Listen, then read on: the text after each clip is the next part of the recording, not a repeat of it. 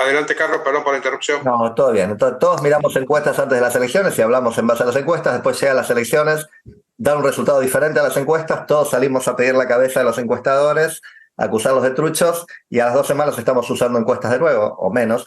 Y lo que quiero decir es que está muy entendido, bien claramente entendido, por qué no se puede pronosticar muy bien un resultado electoral. Entonces, es muy, muy rápido. El 90 y pico por ciento de la gente no está contestando encuestas. La gente que contesta no necesariamente dice lo que piensa. Los indecisos no sabemos lo que hacen. Hay gente que cambia entre el día de la encuesta y el día de la elección. Hay miles de motivos, ¿no? Y en la Argentina y en el resto del país, del mundo, perdón, hay diferencia de 3, 5, 8, 10% entre lo que dice una encuesta y lo que después ocurre. Esto hay que acostumbrarse que es así. Y los partidos y las empresas y los políticos siguen contratando encuestas porque son un instrumento súper útil en forma estratégica. Es más, si yo lo que quiero decir ahora es cuáles fueron las grandes sorpresas de esta elección. Y bueno, la verdad que no fueron tan sorpresas en el sentido que alguna idea teníamos, ¿no? Digo, obviamente la gran sorpresa es el triunfo de Milei, pero estábamos todos hace 3 o 4 meses hablando del triple empate, ¿no? Cristina lo dijo en televisión, porque en ese momento yo vi todas las encuestas y también vi alguna no pública, tenían a Milei empatado o arriba en mayo, ¿no? Y entonces todos nos acostumbramos a que Milei estaba en la conversación porque hubo encuestas que nos lo dijeron. Entonces, la encuesta después bajó Milei en las encuestas, habría que explicar qué pasó ahí, pero digo, le dábamos 21 en promedio a todas las encuestas y sacó 30. ¿Está bien? Bueno, ese fue el pifie mayor, 9 puntos, pero nadie se sorprendió que Milei estuviera en la conversación porque ya lo teníamos de antes. Juntos por el Cambio y Unión por la Patria fueron sorpresas también para el otro lado. De alguna forma lo que ganó Milei lo perdió esas otras dos coaliciones. Para Juntos por el Cambio estábamos esperando, promediando las encuestas de los últimos días antes de la elección, más o menos 34, sacó 28, o sea, 6 menos de lo que se esperaba. Para Unión por la Patria se esperaba 30, sacó 27, 5 menos de lo que se esperaba. Y eso es lo que va a pasar de acá en adelante en esta elección que viene y en todas las demás. De vez en cuando le van a pegar exacto porque como un reloj que está parado 2 veces por día de la hora correcta, ¿no? Pero digamos, tenemos que esperar que fallen y cuando hay elecciones cercanas, el orden es muy difícil de adivinar, ¿no? Creo que esto va a volver a pasar en octubre.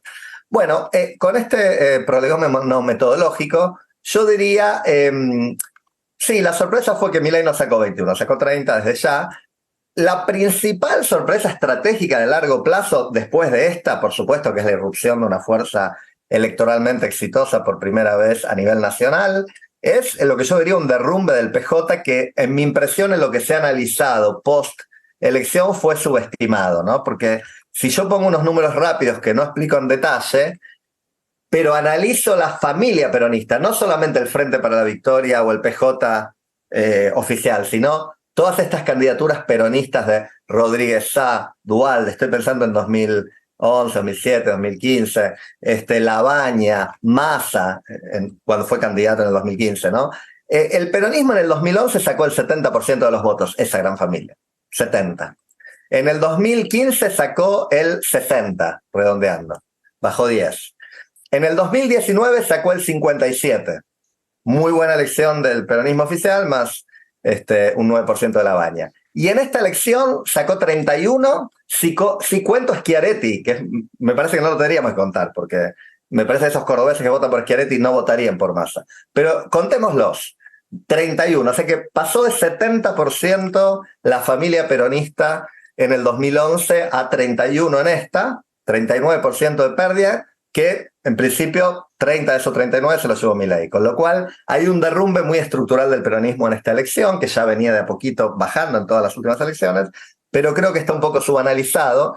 Voy a decir después rápidamente que va acompañado de un derrumbe territorial, ¿no? Porque ustedes fíjense la cantidad de elecciones que viene perdiendo el peronismo en las provincias, lo cual no es común, ¿está bien? Y perdió el domingo pasado también en Santa Cruz y en Entre Ríos, ¿no?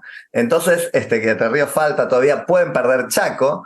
O sea, realmente perdieron San Juan, perdieron San Luis y pueden perder la provincia de Buenos Aires. O sea, el peronismo corre un riesgo claro de tener la menor cantidad de gobernadores desde el 83 para acá, por lejos,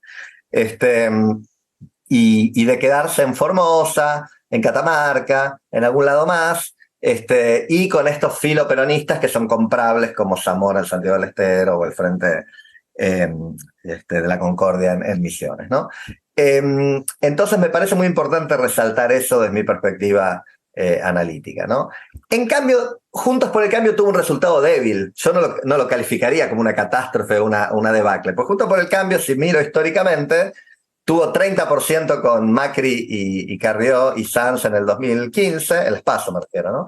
32% en el 2019, en la debacle de Cambiemos con Macri perdiendo por goleada contra Fernández, sacó 32%, que fue la mejor paso de las tres. Y en esta sacaron 28%. O sea que están de alguna forma, si uno lo mira estructuralmente, en torno del 30%. Por supuesto, desde la perspectiva del 35% que esperaban sacar es poco. Desde una perspectiva histórica no está tan mal. Si tengo que ver perspectivas teóricas de qué está pasando acá, me parece que en nuestros círculos políticos ideologizados, informados, tendemos a ver la política en forma ideológica. Hay poca ideología en el voto en general y mucho menos en la Argentina, donde los partidos no son muy ideológicos. Me parece que en los últimos años, con la aparición de Cambiemos, el kirchnerismo se ha ideologizado un poquito más, pero en ese 10, 20, 30% con toda la furia que piensa la política en forma ideológica. Entonces, uno podría pensar una perspectiva posicional, ¿no? En ciencia política está la perspectiva más posicional y la perspectiva más direccional, ¿no? La posicional es que la gente vota ideológicamente por el que tiene más cerca. Y la direccional es que la gente vota por el que está más para el lado que uno va. O sea, si yo soy de centro izquierda y tengo un centrista, a lo mejor voto por el centrista, en la posicional. En la ideológica voto por la izquierda, porque va para el lado que yo quiero ir, ¿no? Lo expliqué muy rápido, pero la idea es los mensajes intensos desde los extremos son más efectivos que la cercanía ideológica. Y me parece que algo de eso ocurrió en esta elección, ¿no? Si uno mira la oferta electoral fue claramente derechista, digo. A ver, el PJ ofreció al candidato más derechista que podía ofrecer. O sea, más a la derecha que Massa, yo creo que se rompía el PJ, ¿no? Lograron sostener un tipo que tiene un perfil, en mi opinión, clarísimamente de derecha, con Grabois adentro, a ver si eso calmaba un poquito a los sectores más intensos. La interna de Cambiemos la ganó la candidata más derechista. Y la elección la ganó el candidato más derechista, con lo cual uno podría decir, sí, la verdad que mi lectura es otra. Mi lectura es que, como las encuestas mostraban, la gente quiere cambio, eso no hay duda, la famosa cuestión de continuidad o cambio en toda elección. En esta elección era 70 y pico cambio, 20 y pico continuidad. Y el que más intensamente dijo no derecha, el que más intensamente dijo cambio, ganó, que fue Milei. Y la que segundamente más intensamente dijo cambio salió segunda, también con una performance bastante pobre respecto a lo que esperábamos, pero, digamos, sacó muchos votos, ¿no? Y los otros 28 se llevaron los de continuidad, que era lo que uno esperaba. Entonces yo no leería esta elección en términos ideológicos. Cuando uno ve lo que pasó territorialmente, es bastante obvio que no fue ideológico esto, ¿no? Porque ese voto ideologizado tiende a estar correlacionado con sectores altos, ¿no? En general, el famoso voto por la UCD o por Cavallo en Recoleta, Belgrano, Palermo y Núñez. Bueno, esos 4 lugares son los peores del país para Milei, los peores del país. La capital fue el distrito peor de Milei, es su distrito, es el distrito por el que es diputado, fue el que peor le fue de los 24. Y ahí le fue bastante bien en el sur, 22, 23, 24% en Pompeya, Villa Soldati, etc. 12, 14, 15% en Palermo, Recoleta. ¿No? Está claro que si queremos leer esto ideológicamente, seguramente hay gente que lo vota ideológicamente a Milei, pero no es lo más importante que está ocurriendo. El municipio más pro Milei, que La Nación hizo una nota sobre eso, fue San Antonio de los Cobres en Salta. Acá tenemos varios colegas salteños. Salta fue la provincia, junto con San Luis, más pro Milei. Me gustaría que después los amigos de Salta nos cuenten la perspectiva que ellos tienen sobre eso, pero convengamos que uno espera más voto de derecha en Recoleta que en San Antonio de los Cobres, así que no creo que haya sido eso lo que ocurrió. Bueno, rápidamente, porque se van acabando los minutitos.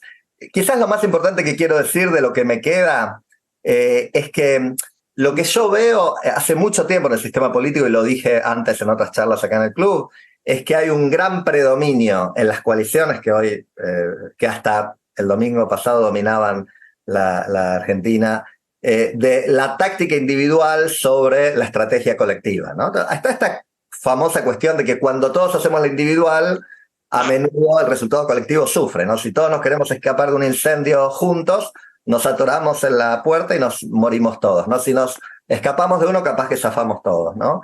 Y coordinamos. Entonces, está clarísimo, Massa es el mayor tacticista del peronismo y fue el candidato. El radicalismo hace tiempo que entiendo yo que lo único que hace es tacticismo. En su momento Cobos con Cristina, Morales con Labaña, hoy los mendocinos con Bullrich, Morales con Rodríguez Larreta, sin hacerlo obvio para un partido del pedigrí del radicalismo, que es lo que hicieron en el 2015, competir con un candidato propio, ¿no? Pero no logran coordinar porque hay proyectos individuales. Y juntos, dentro del PRO ni hablar, ¿no? Ahora acabo de leer antes de venir a esta charla que Jorge Macri se mandó a designar su vicejefa de gobierno dentro del PRO sin consultar, por lo menos lo que leí, sin consultar con el radicalismo, lo cual ya parece como decirles, muchachos, váyanse de la coalición porque no los queremos más, ¿no? Entonces, me da la impresión que hay un ánimo muy, muy de táctica individual, y lo pueden ver, yo creo que todos los candidatos principales, Macri, Bullrich, Rodríguez Larreta, los dirigentes principales han estado en cosas tácticas individuales que le convenían a ellos a costa de la coalición, ¿no? Y lo dije en la charla anterior, que alguna crítica recibí, que yo sentía que el declive de Juntos por el Cambio de las encuestas, que por cierto las encuestas sí mostraron una caída del 40 al 30 de Juntos por el Cambio, de esta declive en junio, julio, tuvo que ver con una interna demasiado individualista, ¿no? No tengo forma de probarlo, pero es mi feeling. Entonces tengo la sensación de que hoy en día, termino con esto, como desafío, ahora ya no doy un análisis empírico o teórico de la cuestión, sino una preferencia normativa, de que Juntos por el Cambio ha sido una coalición increíblemente exitosa, como que me parece que nos falta darnos cuenta de que estamos en un mundo en que ya no se crean más partidos. Hay liderazgos individuales de Bolsonaro, de Lasso, de quien sea, pero partidos nuevos no aparecen. Y Macri, tanto como lo critiqué y lo criticaría por 30 cosas más, creó un partido nuevo que de verdad existe y lo alió con el radicalismo y con la coalición cívica y formó una coalición que ganó las elecciones del 2015, las de 2017, las de 2021 y tenía buenas chances de ganar estas de 2023, ¿no?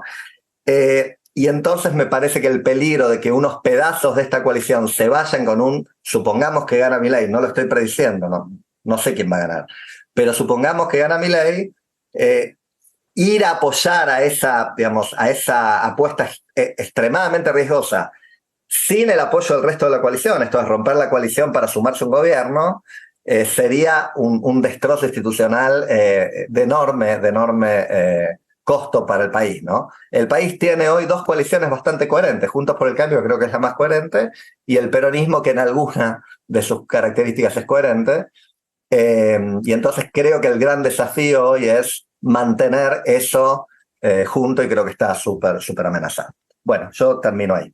Gracias. No sé cómo seguimos, Ricardo.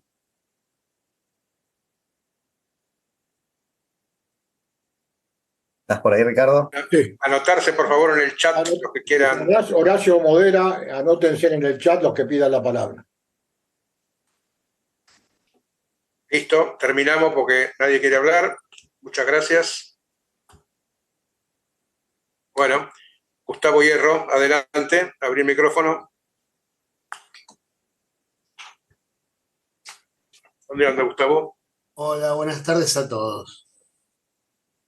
Perdón, Gustavo, Sí. antes de empezar, pedimos intervenciones razonablemente breves para que más gente pueda participar, por favor. Dale, Gustavo. Bueno, no voy a hacer absolutamente ningún análisis porque vine a escucharlos. No hablar porque no puedo hablar delante de un Gervasón y de un Palermo. Son tipos, para mí, autoridades que me interesa más saber qué opinan ellos que lo que yo pueda aportar. Simplemente voy a hacer un pequeño comentario que sirva como disparador para que después los que saben hablen. Que está basado, que tiene que ver con el editorial de Pagni de anoche, que fue muy interesante. Y de eso me voy a quedar con algunos números concretos. Si sobre un universo de votantes de 36 millones, más o menos, 35 creo que era, no votaron 10 millones de personas, votaron por Milei 7.100.000 personas, y 1 millón de personas votó en blanco, esto significaría que 18 millones de personas han votado por un candidato antisistema.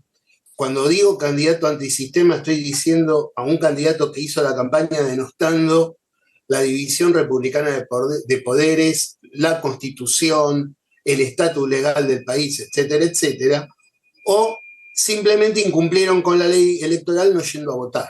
De ahí podría quitar al millón que votó en blanco porque ejercieron su deber cívico de votar y no votaron a nadie, que están en su pleno derecho. Los 10 millones que no fueron incumplieron la ley, claramente, o sea, no confiaron en lo que dicta la ley argentina.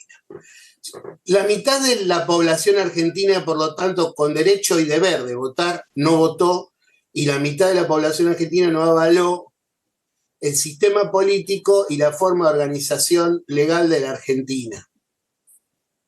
A mí me parece que este es un dato muy inquietante, realmente muy inquietante, y que nos tendría que movilizar.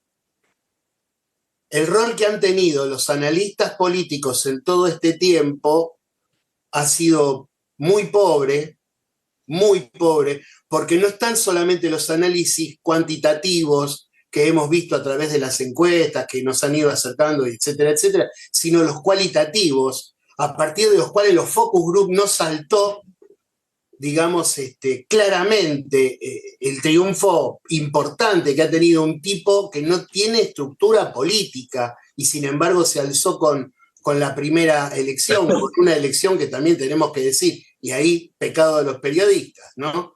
Pareciera que hubiera sido la elección general y no una elección paso, pero bueno, no importa. El tema es qué crisis política de representación estamos teniendo.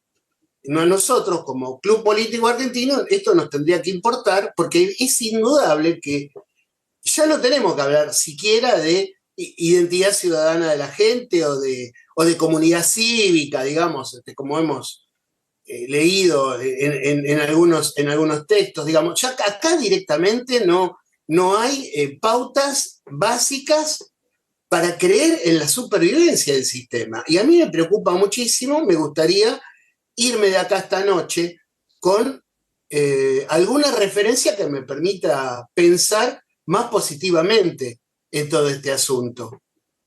Yo obviamente no tengo las respuestas y tampoco soy ingenuo, no creo que me las vaya a llevar de acá esta noche, pero al menos algo más, una referencia más clara, ¿no? Bueno, nada, perdón por la extensión.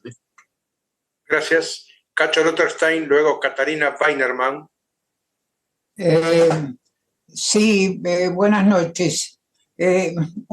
Primero, una acotación con respecto, me imagino que Carlos Gervasoni hubiera aclarado, es decir, eso de tomar la abstención respecto al 100%. 80% creo que se alcanzó una sola vez en la Argentina, después del régimen militar y nada más. O sea, el techo de participación es el 80% y 75% es una buena participación. Entonces, está bien, tuvimos bastante menos, pero por favor no referirlo al 100. Eso pañi y fenómeno para ilustrar las cosas, pero es bastante menos cuando uno lo toma con respecto al 85%, ¿no? Es decir, esta elección en realidad tuvo 5 puntos menos de participación y es una elección paso. O sea, no se estaba eligiendo los candidatos, 5% menos que la última. No es que tuvo, no sé, como se dice, 40% que no votaron. El primer punto. Lo que yo realmente me quedo asombrado es con Córdoba, con Río Primero, con un pueblito de 10.000 habitantes que antes el 90% votaba por Macri. ¿no? Donde fue Macri, porque hubo un lugar donde lo votaron todo. ¿Qué pasó ahí? ¿Qué ocurrió? Es decir, evidentemente mi idea es como que Juntos por el Cambio estaba ansioso para que la bomba le explote al peronismo, así las cosas iban a ser mucho más fáciles para Juntos por el Cambio.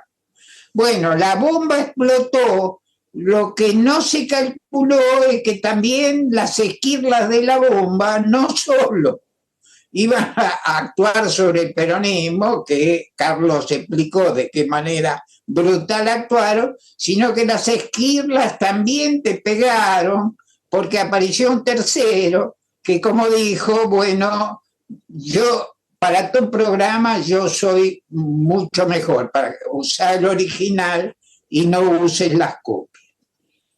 Yo creo que la única posibilidad que quedaría, que es muy escasa, es de ahora en más plantear el qué, el cómo, el quién se va a hacer en todos los campos, especialmente el económico, tratando de mostrar un programa concreto, porque divertidamente el que más o menos lo formulaba era Milei.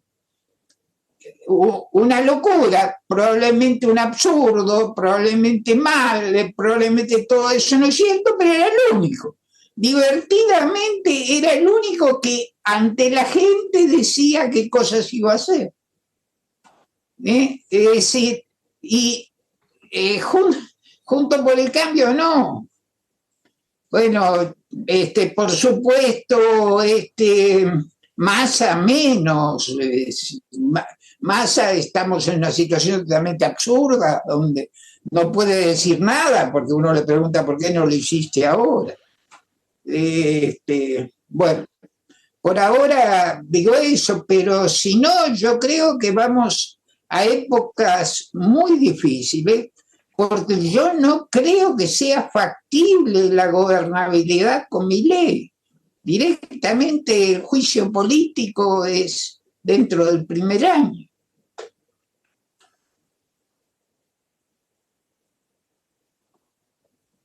¿Está? Gracias.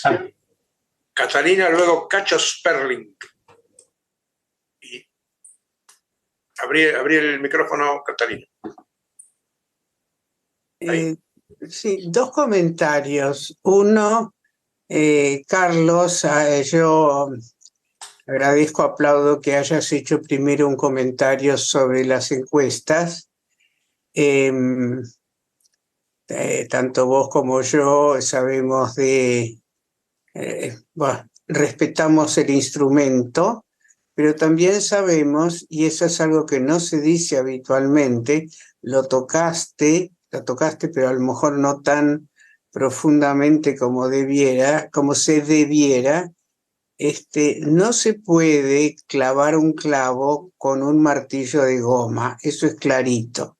La encuesta es un instrumento que está creada para cierto tipo de medición, pero no puede cambiar la realidad. Y la realidad es de una disolución, es de una liquidez, es de una impredictibilidad, es de una falta de consistencia hasta ultimísimo momento que la encuesta no puede fabricar. Entonces, a lo mejor habría que dejar de hacer encuestas, porque en verdad es un hecho que no sirven para una realidad líquida, y se las sigue utilizando. No sé si por agarrarse a una tabla de salvamento en un mar proceloso, o si porque es un muy buen negocio y se sigue vendiendo, ¿sí? Eso es un tema, lo trajiste, me parece bárbaro, pero creo que no termina de hacerse carne, en la mayoría de la población. La ilustrada también, además de la no ilustrada. No puede la encuesta modificar la realidad, no puede dibujarla. Nada, simplemente no sirve para eso. Eso no quiere decir que la encuesta no sirva. Pero esta es la realidad que tenemos, es de una disolución y de una liquidez extraordinaria, ¿sí? Bueno, la otra cosa que a mí me da curiosidad es el tema del cambio. Muchos, la mayoría quiso el cambio, pero ese cambio, ¿qué parte del cambio? Porque el cambio es tanto Milei como lo es también Patricia, como lo es Horacio. Es un cambio que en una gran parte es no quiero lo que está ocurriendo hasta ahora y lo que viene ocurriendo. No sé cuánto se diferencia de que se vayan todos y cuánto hay de cambio, comillas, ideológico. El otro día Durán Barba decía que nadie, ningún votante, lee los programas de los 10 los 10 programas políticos, que por otra parte no existen. Inclusive, exagerando decía, aunque no creo que sea exageración, que hay políticos que no leen el propio programa de su propio partido. Es decir, que las elecciones y las decisiones electorales son básicamente emocionales y no racionales. Bueno, el tema del cambio, que lo usamos, me parece que como una especie, no sé si de mantra o muy ligereza, es algo que me parece que valdría la pena, sugiero, tratar de indagar. ¿Qué del cambio, qué de un cambio quieren diversos sectores sociales, más allá de que se vayan todos? Porque estamos poniendo en el cambio, en la misma bolsa, a todos los que no son Massa, el peronismo y sus alrededores. Digamos, lo estoy proponiendo como una vía de profundización del pensamiento de lo que la sociedad, la población, la sociedad, diversos sectores buscan y quieren. Gracias. Gracias. Solo un dato. En el 2019 votó en la elección presidencial 81,3% del padrón, y ahora 69 y décimas. Así que 3,5 millones tal vez, o sea, un 10% más sería lo esperable como gente que iría a votar, que no votó en esta vez. Bueno, pero nadie sabe quiénes son y menos a quién votarían. Perdón, Cacho, Sperling, adelante. Hola. Bueno, hay 2 o 3 temas que me llaman la atención. Uno, que es metodológico. Yo no soy ni sociólogo ni experto en encuestas, pero evidentemente los instrumentos de las encuestas o de las consultoras que hacen encuestas para estos fines están sufriendo un tema de caducidad o un tema de obsolescencia tecnológica. A mí, leal saber y entender. ¿Por qué? Porque hoy todos los encuestadores plantean la dificultad de poder medir, de poder hablar, de poder contactarse. Los teléfonos fijos prácticamente están desapareciendo. Quedan los celulares con su inconveniente de ubicuidad. O sea, la gran ventaja que es la ubicuidad es una desventaja para este tipo de mediciones. Y por otro lado, viendo la caída de, ya mencionada, inclusive ayer hubo un muy buen gráfico presentado por Pañi, acerca de cómo se fueron modificando los grandes grupos en las votaciones y nadie preveía o veía un poco lo que pasó en estas elecciones. A mí me llamó mucho la atención y no estuvo reflejada en ninguno de los estudios en los triunfos del grupo de Milei, que en las elecciones, cuando se adelantaron las fechas en algunas provincias, directamente no existía o sacaba 2, 3%. En esta última elección arrasó. Y eso me preocupa porque volvemos otra vez al tema del caudillo y no al tema del partido y las organizaciones. Está claro que parte del bolonqui existente actualmente es producto de la desaparición formal de los partidos. Algunos de ellos, como el radicalismo, sigue existiendo como partido, pero ha perdido esencia mística o algún elemento. Entonces, no se vio, pienso, y parto de la base de la honestidad de todos los encuestadores y sus empresas, pero pienso personalmente que en estos momentos no cuentan con los instrumentos para hacer una correcta medición.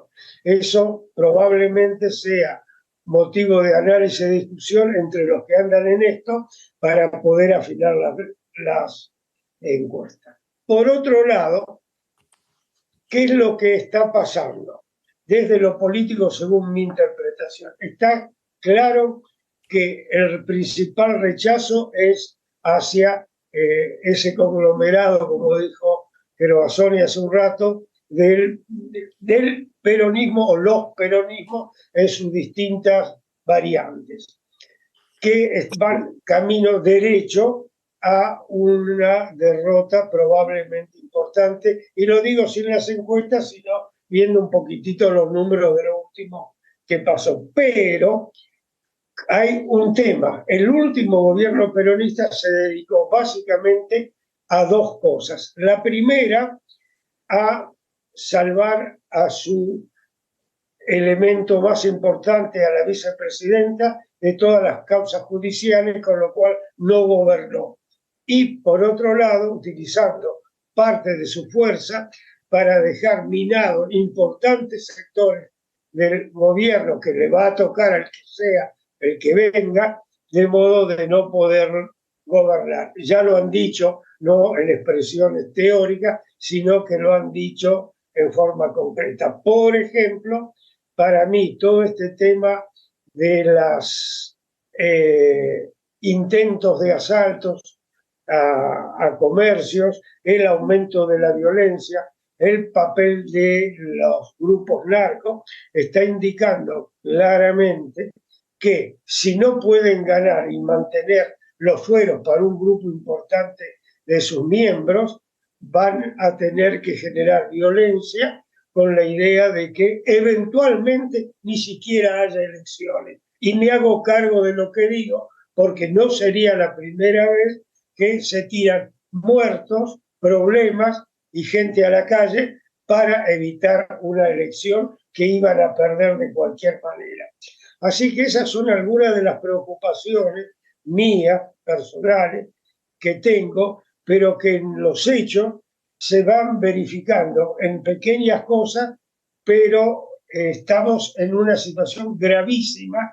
Yo no entiendo, y lo digo francamente en cualquier país del mundo, un candidato o ministro de Economía con 120, 130 de inflación, con dólar a 600, 700, que ya es un número inmaterial, con todos los problemas que tiene, con su propio gente, CGT, Cámpora, Grabois, etcétera, atacándolo, que no haya renunciado. Entonces estamos en una situación de incomprensión política, incomprensión mía, quiero aclarar, ¿no?, de lo que está pasando, porque estamos ante una nueva realidad. Ninguno de los elementos de análisis que utilizábamos para analizar la política veo que sirva para analizar esta etapa.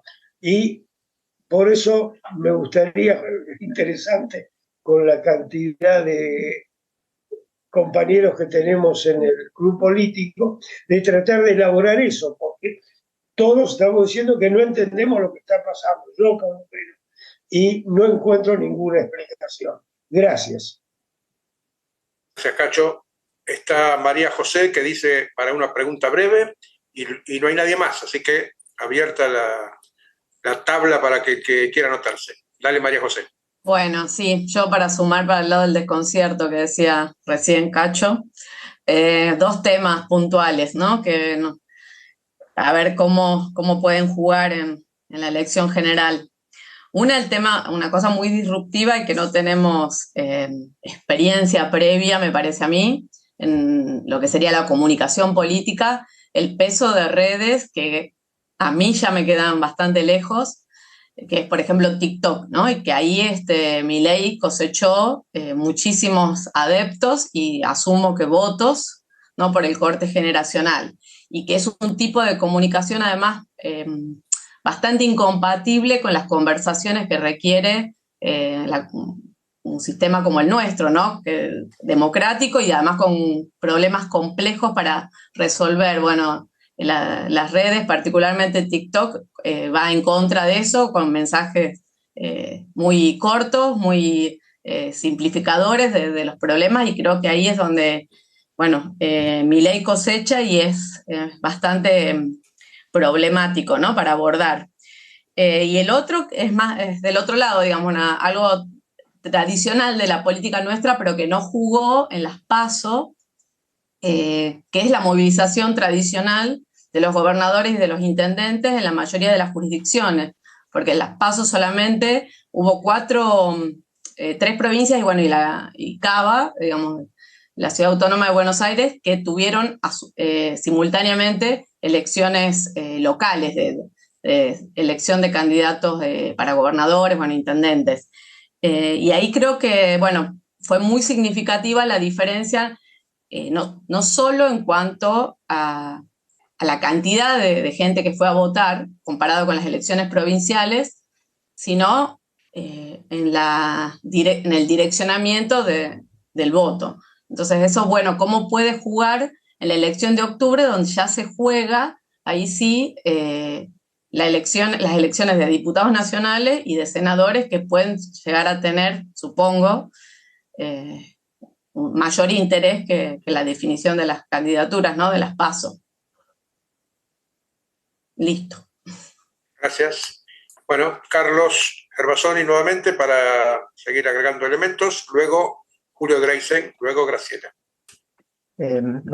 Responder algunas cositas que se dijeron, que hicieron alguna referencia a mis palabras iniciales.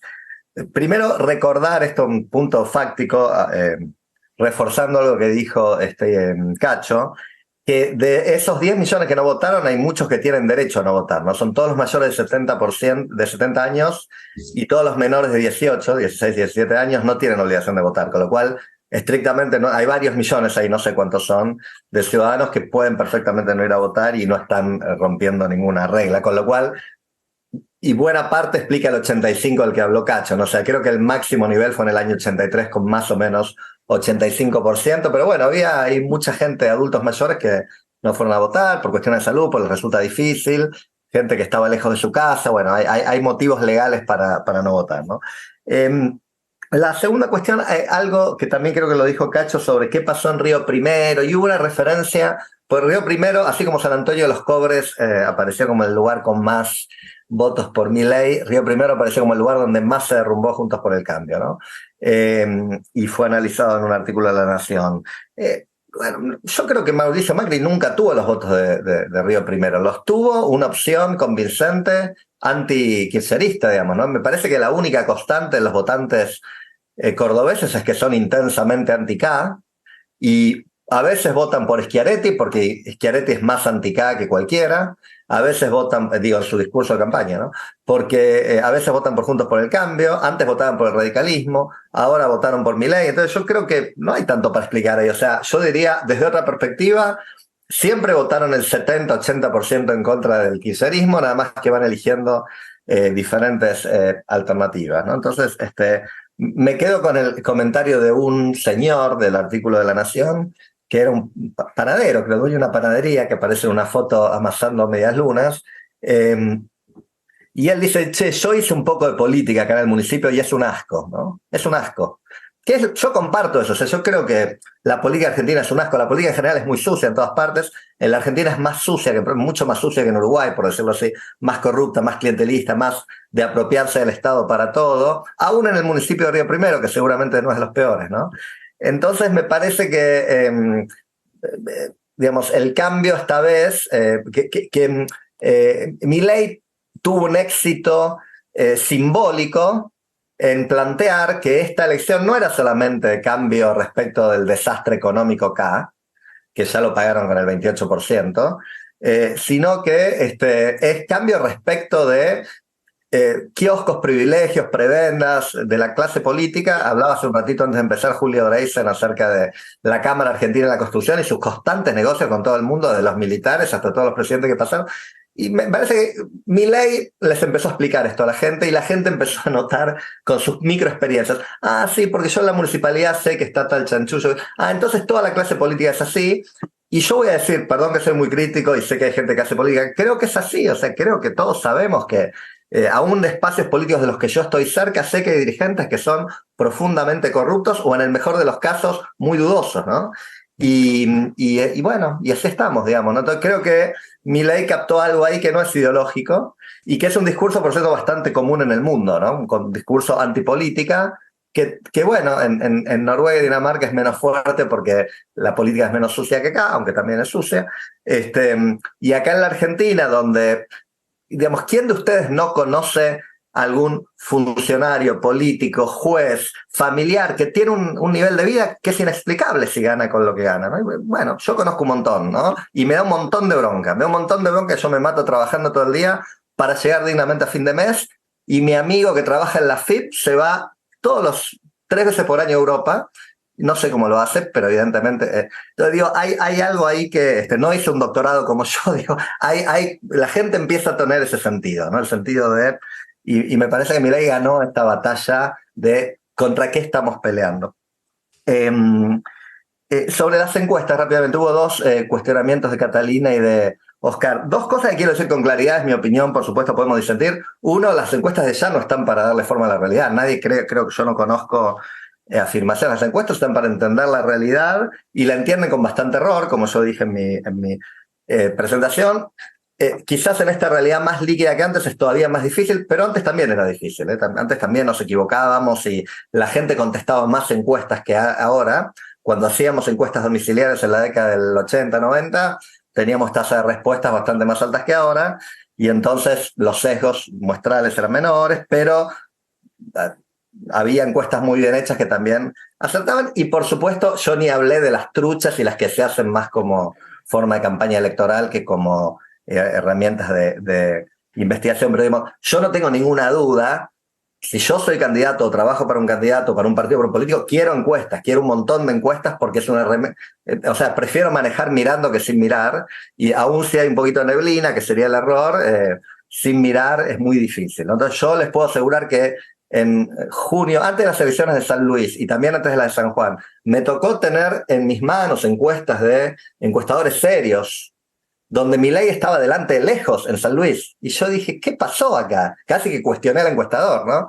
Bueno, alguna gente sabía mucho antes que nosotros que en San Luis le iba a ir muy bien a Milei. Por lo menos en junio le estaba yendo muy bien. Yo les conté que fue la segunda provincia. En Santa Cruz, veo encuestas en Santa Cruz, ¿cómo Milei está empatando en Santa Cruz con el peronismo? ¿Cómo puede ser? Bueno, todo eso surgió de encuestas. Yo, como analista, nunca me lo hubiera podido imaginar. Entonces, prefiero mirar encuestas. A lo mejor en Santa Cruz tenía 37 y sacó 32. Seguramente hubo errores. Pero yo todas las encuestas provinciales que miré de San Juan, San Luis y Santa Cruz, lo ponían en un nivel que yo no podía creer y fue lo que pasó el domingo pasado. Con lo cual, me parece que hay que hacer buenas encuestas lo mejor que se pueden y asumir que va a haber error, pero no va a haber más de un 10%. En general no encontramos errores mayores a un 10%. 10 es mucho, pero si yo creo que Milei va a tener 10 y la encuesta me dice 20, bueno, estoy más cerca del 30 que realmente que sacó que del 10 que yo me imaginé sin encuestas, ¿no? Y finalmente, un comentario rápido sobre el tema, 2 comentarios. Milei y gobernabilidad desde ya, o sea, digo, hay colegas que han estudiado muy bien la suerte de los presidentes latinoamericanos que llegan sin apoyo legislativo, ¿no?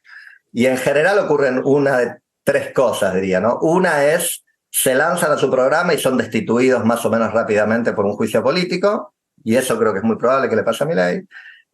Otro es, transan, moderan mucho sus pretensiones, se adaptan a la realidad y más o menos gobiernan. Y otro es, se alían con el establishment político, que es lo que hizo Bolsonaro, ¿no? Bolsonaro cerró un pacto con todos los partidos del centro brasileños. Cuando vio que había un poquito de posibilidad de juicio político, dijo, bueno, yo quiero terminar mi mandato, y entonces empezó a negociar. Entonces, me parece que ahí hay una posibilidad para Milei de que esto termine mal, con juicio político, violencia, conflicto de poderes, es bastante probable, o que si él ganara, se dé cuenta que necesita aliarse, y ahí viene mi preocupación, ¿no? Yo esperaría, o mi deseo, que se alíe con quien se quiera aliar, pero que Juntos por el Cambio negocie como un todo con Milei, y no que se vayan los halcones con Milei y las palomas se quedan, para decirlo esquemáticamente, porque creo que eso va a romper un partido que estabiliza el sistema político, que es racional, que representa un montón de votantes, y sería una lástima que por una consideración táctica del momento eso ocurra. La última cosa rápida. Es verdad lo que decía María José de la movilización de los gobernadores. Eso también es táctica, ¿no? Todos los gobernadores peronistas defectaron de su gobierno nacional, ¿no? Se fueron, dijeron, nosotros ni locos vamos con este tipo, que es re impopular, así que vamos a hacer elecciones en otro momento, menos 2 o 3 provincias. Y ahí los numeritos son que Kicillof, que sería un caso de esto, Kicillof sacó 36%, 36 y pico, bastante mala elección, con algo parecido, un poquito menos, perdió María Eugenia por goleada la vez pasada. Lo que pasa es que ahora el voto opositor se dividió, ¿no? Massa y Grabois juntos sacaron 32%, o sea, Kicillof sacó un 4% más, 4,5% más, y sacó también un 5 y pico % más que Máximo Kirchner, que fue el que menos sacó. No me sorprende porque es un candidato muy impopular. En las encuestas es de los políticos más rechazados del país, Máximo Kirchner. A mí me sorprende mucho que lo hayan puesto al frente de la lista. Yo lo hubiera escondido en el número 7, pero bueno, fue la decisión que se tomó. Y entonces, la verdad que donde hubo un gobernador movilizando, llegaron al 36 para gobernador, y un resultado muy pobre para el peronismo de la provincia de Buenos Aires, con 32% en una elección presidencial, con lo cual, desde ya que el aparato movilizador en otras provincias como Formosa o Catamarca es mucho más poderoso que la provincia de Buenos Aires, ¿no? Pero igual, digo, algo hay, pero no le daría una importancia enorme a eso. ¿Listo? Bueno, gracias, Carlos. Julio, luego Graciela. Bueno, Tomo, la verdad que me gustó mucho, y gracias, Carlos. Me gustó mucho lo que presentó él, así que me voy a basar en lo que escuché de él, que tomé algunos puntos, tanto en la presentación como recién ahora que acaba de hablar. Respecto al tema corrupción, me parece que es más amplio el tema. Me parece que no es, tengo un vecino que cambió la casa y que es diputado. Me parece que es mucho más amplio. Miro la televisión y veo a 2 personas. Veo a Milei, que está solo, como un espadachín, que se presenta sin aparatos.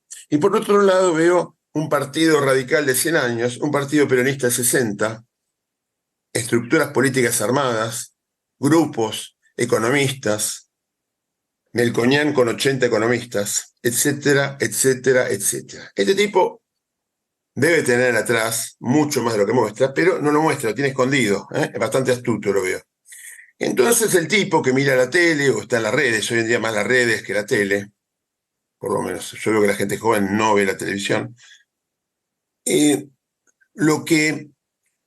la impresión que se lleva es que los que están en la tele saben todo esto de la corrupción. No es que yo sé porque mi vecino sabe, porque el tipo que vive, viste, en Catamarca no sabe nada, no conoce políticos, no conoce. Los diputados viven en un barrio que no está él, vive en un country, no está en la villa. El diputado no está ahí.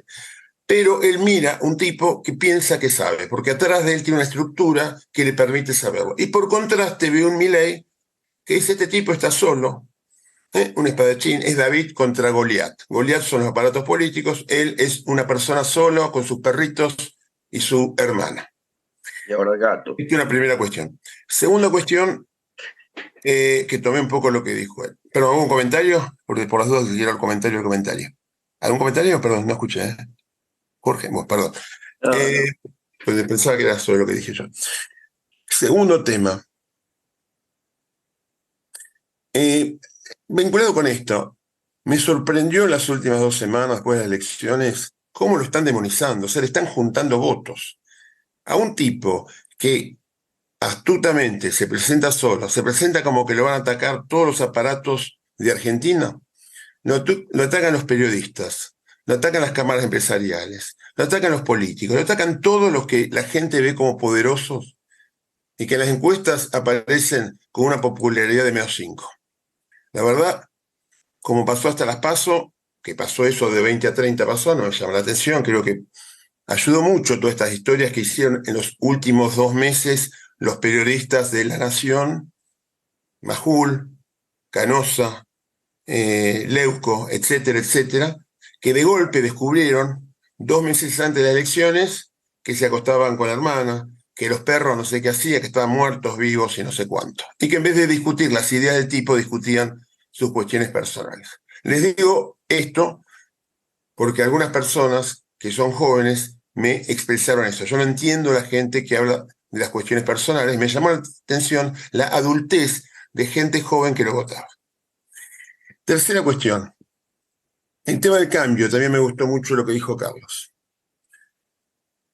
Ahí me queda una duda, si Juntos por el Cambio sigue teniendo el estandarte del cambio o Milei se lo quitó, sobre todo si llega a ganar Milei. O sea, ¿en qué medida Juntos por el Cambio es lamentable? Digamos, está visto como alguien que viene de atrás, que no es el cambio, y el estandarte del cambio verdadero lo tiene Milei. No sé, no lo estudié, no vi encuestas, nada. Y termino el tema de las coaliciones, que me pareció lo más interesante. Tengo una duda ahí. Estamos enfrente, o muchos hablan, no soy un experto en el tema, de un punto de inflexión, como que estamos viviendo casi un antes y un después, de alguna manera, nuevos personajes, nuevas realidades, nuevas coyunturas. Me pregunto yo, este cambio de nuevos personajes, nuevas coyunturas, nuevas realidades, nuevos desafíos, nuevas formas de hacer política también, por todo este tema de que la gente vota de forma emocional y todas estas cosas, ¿no se corresponde con nuevas coaliciones? ¿Por qué hay que agarrarse? Yo quiero que las 2 coaliciones que vienen desde la crisis del 2021, no es casualidad que surgieron en la crisis del 2021, todos sabemos por qué surgieron ahí, se juntaron los 3 partidos, ¿por qué necesariamente se van a mantener si tal vez ha sido una crisis del 2021 exactamente igual? Pero estamos viviendo una crisis similar y con un giro en lo político que no sé en qué medida no es igual o mayor. Gracias. Gracias, Julio. Entiendo que te hablaba del 2001, ¿no? Simplemente para aclarar. Otro dato, ya que estamos, en 1983 votaron 85,6% del padrón, solamente de mayores de 18, por supuesto, en aquel momento. Dato. Sigue, perdón, Graciela. Adelante, Graciela. Abrí el micrófono, por favor. Bueno, corríjanme si me equivoco, pero a esta altura del análisis, casi diríamos ganó Milei. Por lo tanto, ¿para qué nos vamos a gastar en pensar si alguien de Juntos por el Cambio quiere recibir asesoramiento, lo que fuera? Lo que deberíamos decirle es: quédate quieto, tranquilo, las cosas son así, resignate, ganó Milei. ¿Qué le vas a hacer? Yo tengo la impresión de que nos merecemos entre nosotros ir a desbrozar un poco más cuál fue el voto a Milei. Y recién Julio casi lo dice, porque lo dijo en otros ámbitos. Yo puedo explicarme, y bien, va a encontrar lógico, que la gente que está realmente siendo sometida a la presión de la bruta inflación, que ya está bajo la línea de pobreza, que cada vez que abre la boca Massa vuelven a perder más guita, les aumenta a los jubilados, dicen, e inmediatamente después los jubilados ya perdieron no sé cuánto del porcentaje que les iban a aumentar. Eso yo entiendo perfectamente que el voto bronca lo puedo entender en esos sectores. Para entender mejor el voto de los jóvenes, muchachas y muchachos, que tienen carrera, tienen padres que sostienen su espalda, que no pasan hambre, ni peligran en lo inmediato pasar hambre, votan a Milei. ¿Por qué? Yo escuché los otros días, y a lo mejor ustedes también, a Adrián Amado, que venía de dar clases en España, y plantea una cosa novedosa, que a lo mejor, Carlos, se puede pensar en términos de campaña política. Ella decía que tanto en Europa, y lo ve acá también, hay una cantidad de jóvenes, los que votaron por Vox allá y por otro partido, que al fin y al cabo en España, por ejemplo, se sostuvieron los partidos que tenían los clásicos, el PP y el PSOE, pero de todas maneras hay mucho joven, muchísimo, centennial, millennial, sub-18, lo que quieran llamar, que nunca pelearon por un derecho, porque los tenían. Porque hubo generaciones anteriores que pelearon por esos derechos. Por lo tanto, para ellos es derecho adquirido y lo único por lo cual necesitan establecer y reforzar es la libertad. Y como Milei, no sé ahora que se está cumpliendo un poco el teorema de Baglini, se está corriendo un poquitín al centro, pero cuando arrancó como un energúmeno con la motosierra, qué sé yo qué, volar el Banco Central y todo lo demás, le estaba diciendo, es la libertad. Yo, por lo tanto, voy a tener libertad. Ninguno razonó que si el Banco Central no existe, no hay quien regule la moneda. Todas esas cosas que podrían razonar porque son cultos, pasaron por la universidad y tienen padres con los que han discutido estas cosas.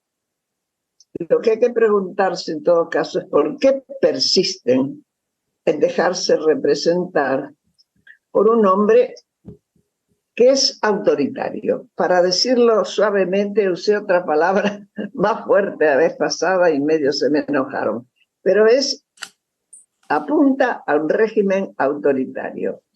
Él te dice, vos le preguntás, ¿qué pasa si la gente toma la calle? Los meto presos, tranquilamente. Como si fuera poder ejecutivo, poder legislativo y sobre todo poder judicial. Y además policía.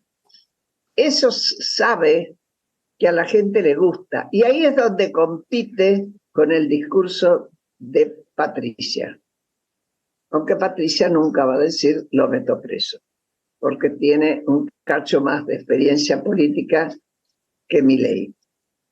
Si uno tuviera que sostener o apoyar o aconsejar en este momento a la gente de Juntos por el Cambio, ¿qué le diría? He hecho todos los análisis que se hicieron acá y que yo comparto en la mayor parte. No lo discuto como ni lo de las encuestas, ni ninguno de eso. Estoy completamente convencida de lo que acá se dijo.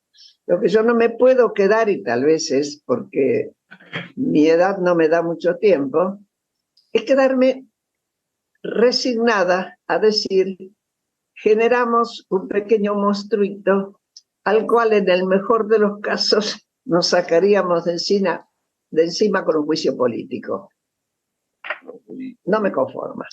Francamente, no me conforma. Gracias. Gracias. Hay una pregunta para Carlos Gervasoni, nos dice cuánto ofrece por esa pregunta, Israel, en un balotaje entre Massa y Milei, ¿quién gana? Podríamos hacer levantar las manos acá para hacer entre todos, pero si Carlos toma No, el guante. Basado en encuestas, me parece que es tan grande la diferencia que ganaría Milei hoy. Faltan 2 meses, faltan cosas. Pero, digamos, yo acá estoy viendo lo más estructural. Hay un pedazo mucho más grande de la población que está buscando algo contra este gobierno que a favor, ¿no? Mucho más gente por el cambio que por... Así que yo hoy pronosticaría un 60-40, algo así, y eso a lo mejor termina siendo un 55-45 o un 65-35, pero me parece que el balotaje más difícil, más interesante es Bullrich-Milei, ¿no? Que me parece mucho más difícil de predecir. No creo que haya un voto masivo acá a Milei, no lo creo. Creo que está muy sobreestimada Julio preguntó eso, ¿no? Lo vi recién.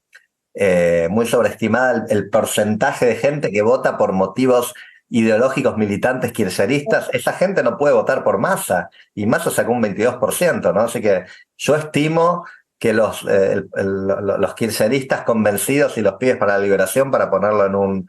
que saben que Massa es un derechista que hace negocios con Vila y Manzano y Filiberti, no lo van a votar a Massa, y por lo tanto el 6% más un pedacito del voto en blanco puede ser esa gente, pero no creo que sean tantos, ¿no? Realmente no lo creo. Bueno, tal vez si quieren hacer un jueguito, un minuto, si Alejandro Racé me permite. Abajo en su pantalla hay una carita que dice reacciones. Haciendo clic ahí aparece levantar la mano, como se usó en un momento para pedir la palabra. Preguntamos rápidamente, ¿quién cree que en un balotaje, no a quién votaría, sino quién cree que va a ganar en un balotaje entre Milei y Massa? Levanten o aprieten ahí levantar la mano los que creen que Milei gana ese balotaje. Uy. No tengo la manito.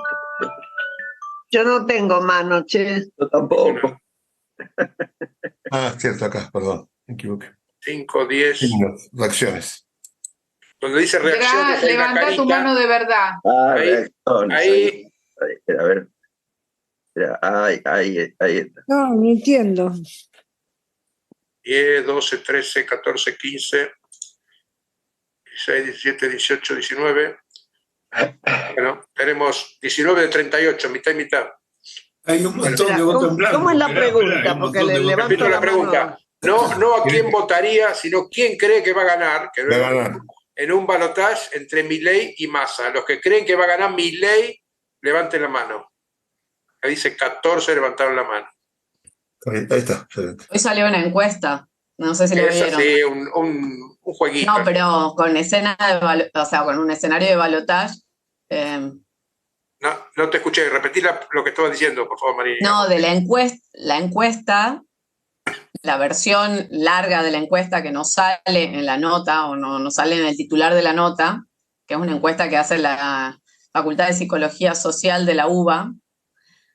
En un escenario de balotaje le da Massa a Milei, le da 51 puntos para Milei, creo que 30 y algo para Massa, o sea, 15 puntos de diferencia, con un porcentaje muy bajo de indecisos.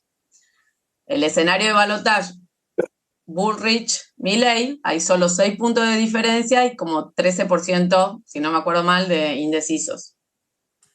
Bien, acá la pregunta no era a quién usted votaría, sino estoy comentando por el tema del escenario balotaje Massa-Milei. Ok. Bueno, listo, jueguito terminado. Seguimos con el orden. Venía Alejandro Racé, luego Jorge Osona. Buenísimo. Sí, pido disculpas porque llegué un poco tarde, entonces no pude escuchar todo lo que dijiste, Carlos. Pero bueno, un poco siguiendo lo que hablaba Graciela, que coincido plenamente, y tomando en cuenta esto que también agradezco tu honestidad, vos que sos un politicólogo que valoramos todos, con la trayectoria académica. Efectivamente, con esa honestidad digas lo que vos sentís del sistema político y de la clase política, me parece que me tomo de eso porque obviamente coincido con vos, pero si nosotros sentimos eso, obviamente imagínate el común de la gente, ¿no? Ahora, sí pensaba, en función de lo que decía Graciela, no solo qué hacemos con este monstruito, sino qué capacidad tiene una franja importante de la población, porque a mí yo sigo insistiendo esto, es decir, que la mayor parte de la gente haya votado, aunque menos que en el 83, que todavía siga esperando en una alternativa y tenga cierta esperanza en el voto.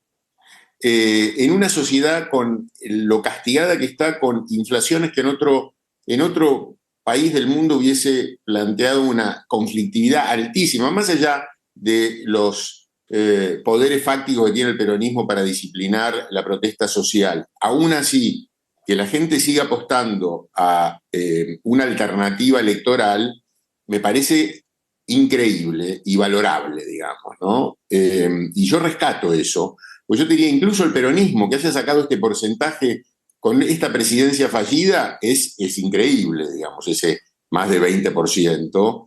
Y también te diría, Juntos por el Cambio, con una performance en términos de lo que implica la representación de la franja que tiene Juntos por el Cambio, pobrísima, porque hay una cuestión que yo ahí te quería preguntar, es decir, la idea de Juntos por el Cambio enfrascarse en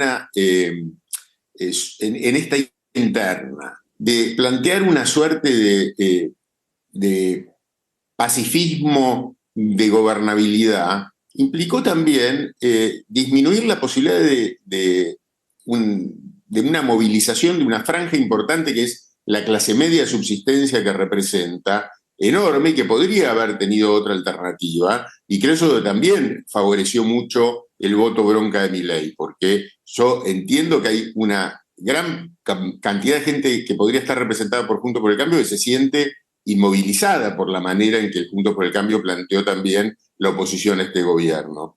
Ahora, decía esto porque me parece que para gente como nosotros, yo diría, la cuestión no es solamente cómo se pelea con el monstruo de Milei, sino, aún entendiendo esta sensación que vos tenés de la clase política, que yo diría es una discusión que en el foro se dio sobre, podríamos decir, la cuestión global con respecto a la representación, a la democracia representativa y los sistemas políticos, que podríamos decir, eso sí es global, pero en la sociedad argentina tiene especificidades enormes, que es un sistema político que crece cuando hay una economía estancada hace décadas. Porque yo te diría, mira, el sistema político americano no sé si es mucho menos corrupto que el nuestro, pero lo que está claro es que conquistan el espacio, la economía crece, es decir, tiene logros que les permite tener una corrupción que no interfiere con el crecimiento económico del resto de la sociedad. El problema que tenemos en la Argentina es que solo siendo un político corrupto puedes tener un poco de movilidad social. Y eso es lo tremendo. Entonces, me parece que ahí hay un amplio margen, creo que lo que la gente está esperando, y creo que, por lo menos yo lo escuché de Melconian, es una suerte de suficiencia que tuvo Juntos por el Cambio, que se arreglaba el tema monetario y las variables económicas, eso implicaba gobernabilidad.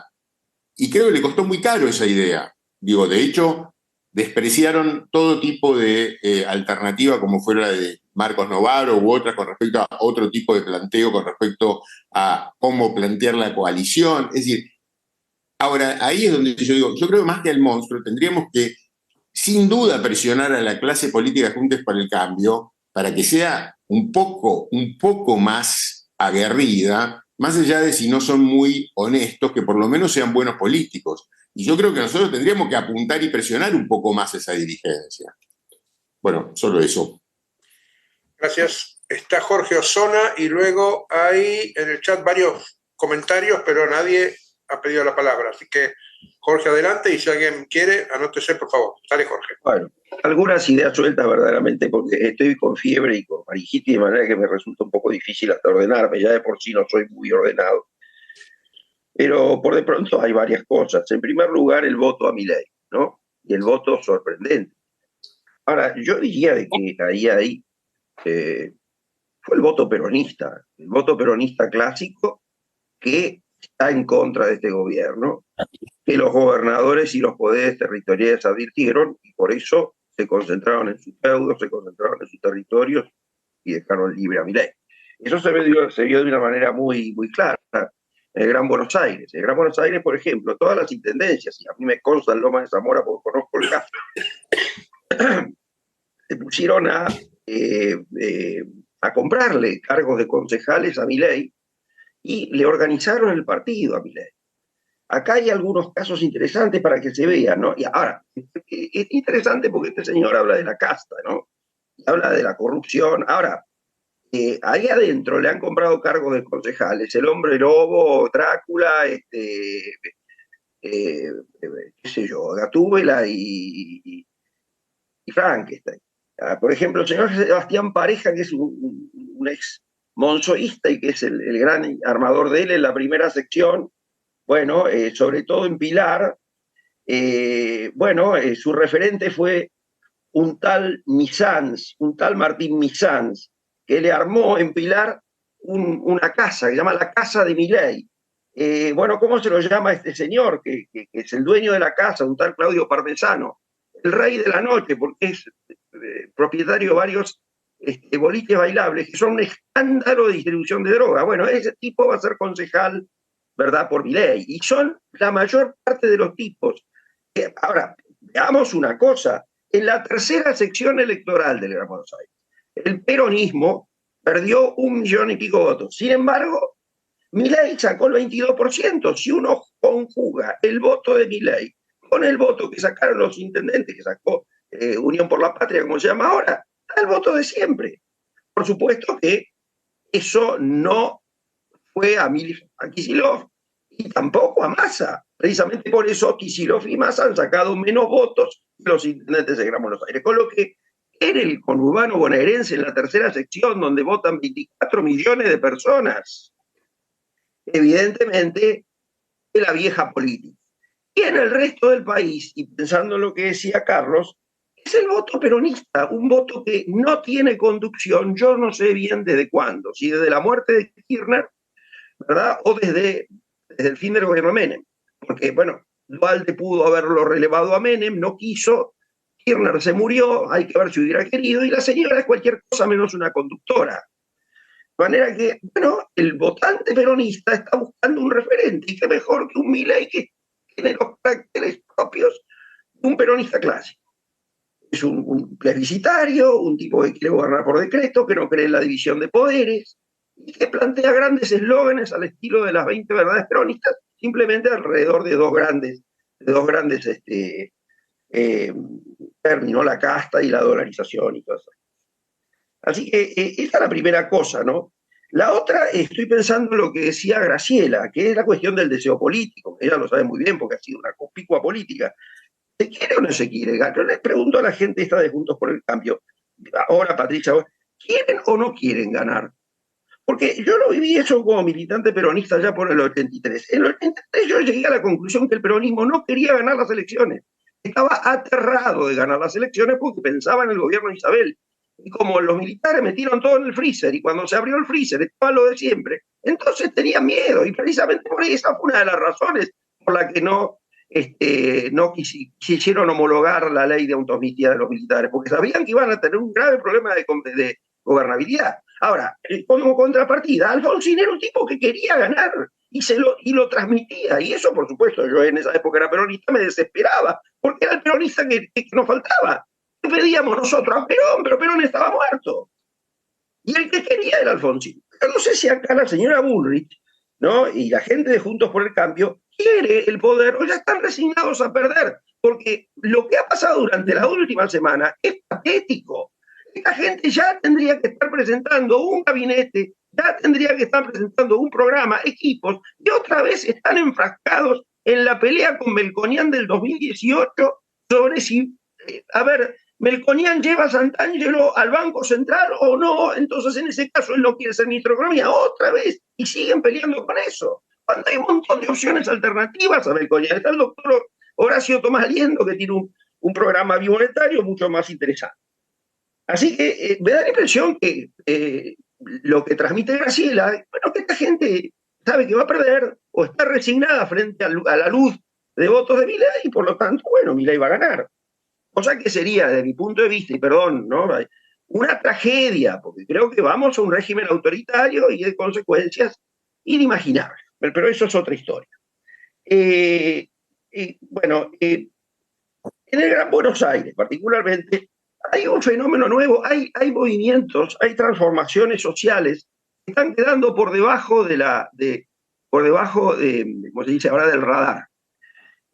Hay pobres de toda pobreza, que son las bandas, que son los marginales, que son los que han producido, por ejemplo, la muerte de esta chica Morena, a pesar de que ella también, la familia de ella pertenece a ese sector, pero ahora hay un sector de pobres que le está yendo bárbaro.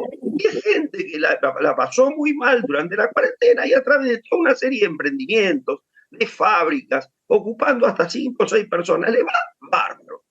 Le va bárbaro. Con lo que tendríamos ahí un sector de pobres o ricos, pero que les va muy bien, están cobrando por ahí 2 millones de pesos por mes. Mucho más que cualquier individuo de clase media baja o media profesional, que son los nuevos pobres en Argentina. Hay que decir la verdad, hoy un profesor jubilado, verdaderamente, es más pobre que cualquiera de estos tipos que uno lo ve caminando por la calle y son llenos. Sin embargo, gastan y cómo gastan. Porque tienen, y eso es un cambio, que a su vez tiene 2 puntos de contacto con el fenómeno Milei. Son economía negra, por lo tanto no quieren saber nada del Estado. Reciben eventualmente alguna ayuda. Es ínfimo en comparación con la capitalización. Tipos que fabrican, yo he conocido tipos que fabrican cosméticos, tipos que fabrican conservas, tipos que tienen carnicerías en negro, con carne que no sé de dónde sale, pero que mientras tanto están agarrando las palas, ¿verdad? Y que ocupan gente, que están generando una masa crítica. Son evangélicos en su mayor parte. Y eso, ¿verdad?, conecta al fenómeno Milei con otros fenómenos análogos de América Latina, particularmente en Bolsonaro. Los evangelios, ¿no? Porque ¿cuál es la prédica del evangelio? Lo podemos ver en cualquier programa de televisión a la noche cuando aparece uno de estos tipos. Son emprendedoristas, pare de sufrir, no le pida nada a nadie, arréglese, yo le voy a dar un empujoncito a través de una bolsa de trabajo y después me paga el diezmo cuando empiece a progresar. Pero su progreso es la comprobación de que es un elegido de Dios. ¿Verdad? Bueno, ¿y qué quiere? Una mano dura, moral, contra la vagancia que te roba, con la vagancia que se tira cohetes, están pegándose tiros toda la noche, contra los tranzas. Bueno, algunos son tranzas también, pero eso es otra historia. Así que ese sector de la tercera sección electoral, repito, que es un tipo de pobreza nueva, distinta, que hay que empezar a estudiar. Yo lo estoy tratando de hacer en la medida de mis posibilidades. Algo por ahí sale próximamente. Bueno, es un voto que masivamente ha votado a Milei. Y eso es gente peronista, con una tradición peronista, entre otras cosas, la imagen del líder providente, ¿no? Milei que conjuga el viejo líder providente con un pastor evangélico, porque es lo más parecido a un pastor evangélico, Milei. Otra cosa, ¿no? Decía Carlos, que el tipo está loco, o los problemas personales de los perros y todo eso. A buena parte de la sociedad argentina eso le encanta. El señor Insaurralde no ha podido ser candidato intendente de Loma de Zamora porque la novia le metió los cuernos. Entonces eso le generó una caída que, bueno, lo llevó a este otro muchacho, la Cámpora. No, porque estas cosas cuentan y los que saben de política en ese... Ahora, por supuesto, y perdone a Dreisen que le hizo un chiste, bueno, a él le gustan los perros, pero ya compró un gatito, ¿no? Ya tiene una michifusa, ya compró el señor Milei, con lo que ya con eso está pura. ¿No? Hasta eso, nos enteramos ayer que está saliendo con esta chica, ¿no? Hay una cosa que Milei hace, que es compra y vende, y en ese sentido se parece mucho a este sector es un tipo que compra y vende cargos. Por supuesto que lo hace con absoluta desprolijidad, y creo que, insisto, está vendiendo cargos en el Gran Buenos Aires, que lo peor es la borra de la vieja política. Eso es el aparato desde arriba. Después está el aparato desde abajo. En parte vota Massa, pero en parte muchos votaron a Milei, ¿verdad? Y hay un sector mileísta, que es este sector nuevo, que está harto del Estado, porque tiene mala educación, tiene mala seguridad, tiene hospitales que no funcionan, y por lo tanto el enemigo es el Estado. Así que hay que mirar esa cuestión. esto también está dando la pauta de un fenómeno que es la sudamericanización de América Latina. Bueno, la sudamericanización. América Latina se está sudamericanizando. Por lo tanto, le va mucho mejor a un tipo que, por ejemplo, es un acopiador de cartón o de metal, que para ahí en la estación kilómetro 34 de Villa Albertina y que ¿no? Le compra a todos los cartoneros que vienen desde el oeste, no en un tren fantasma que lo escribió el otro día. Bueno, ese tipo está ganando 5 millones de pesos por mes, 6 millones de pesos por mes, y es un mero intermediario, y ocupa 40 personas, y a su vez le da de comer a toda esa gente, porque dentro de todo les paga.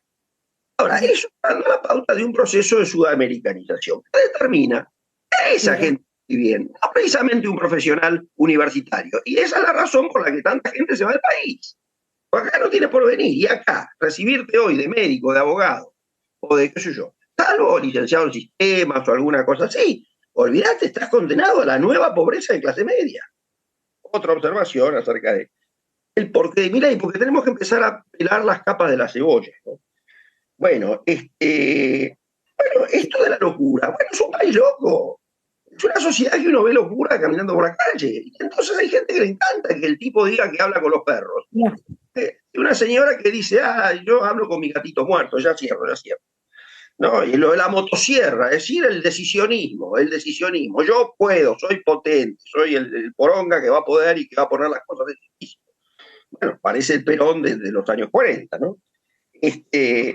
El papel de Mauricio Macri, que es verdaderamente asombroso. Yo no me voy a extender más en esto, porque bueno, ya se me fue la mano. Insisto, creo que Juntos por el Cambio puede repuntar, porque el tipo, a ver, tiene muchos votos, tiene 30% de votos, pero si muerde Juntos por el Cambio una porción de ese sector que no fue a votar, podría aproximarse al balotaje, y no sería poco. De todos modos, creo que estamos en problemas por 2 razones. Primero, la encuesta que hicimos recién, Massa, Milei, gana Milei, olvídate. Porque Massa es una excrescencia del régimen que se está acabando, surgido en el año 2001. ¿Verdad? Ahora, si es Milei Bullrich, va a ganar Milei, porque todo el peronismo en masa va a votarlo a Milei. No te queda la menor duda. Va a sacar el 60%, Milei. Bueno, nada más. Gracias. Luego de este baño de optimismo, Tessy González Díaz, que anda por ahí. Sí, yo estaba pensando lo mismo. A ver qué podría decir de optimista para irnos un poco más relajados. No, yo sí que quería hacer una referencia, porque siempre la hago y no podía dejar de hacerla hoy, al voto de las mujeres, ¿no? Mi famosa idea del voto de género, que para mí es súper importante. Y vi que alguien había puesto algo en el chat. Y por eso, María José, un comentario. Sí. María José, ¿qué tal? ¿Cómo estás? No, porque en realidad, como referencia general, yo creo que las mujeres moderadas, más o menos normales y con un nivel emocional razonable, jamás votaríamos a Milei. En serio, lo digo convencida, estoy convencidísima de que, además de que es misógino, se mete con el tema de la educación, de las escuelas, de la salud, bueno, de la interrupción del embarazo. O sea, se mete con un montón de temas que son fundamentales para las mujeres, y en especial para las mujeres de bajos recursos, que son las que más se benefician, de que pueden dejar a sus hijos en las escuelas, de que no tienen empleadas domésticas para que le cuiden a los bebés, en fin. Todo lo que es educación pública es muy importante para las mujeres, para los hombres también, pero yo quiero poner esta mirada de género, porque me parece que, si bien es multicausal el votante Milei, en realidad a mí ya hoy me importa menos quién votó a Milei, sino que me importa más quién va a votar a Juntos por el Cambio, sinceramente. Entonces, digo, ¿qué necesita la gente? Bueno, hay que ir al metro cuadrado de la gente, y me parece que ahí, en el voto femenino, hay un caudal importantísimo para que Patricia lo trabaje. Como estrategia de campaña, me parece que hay que caminar el conurbano, hablar con las mujeres del conurbano, jugar un poco el rol de madre, abuela, quédate tranquila que voy a protegerte, pero no como mentira, sino como algo lógico, ¿no? O sea, están proponiendo estupideces y yo, que soy una mujer lógica, puedo decir, Patricia, te voy a proteger, te voy a cuidar. Creo que ahí puede haber un juego muy interesante de campaña que Patricia tendría que hacer en el conurbano. Ojalá. Creo que ahí creo que hay un voto importantísimo.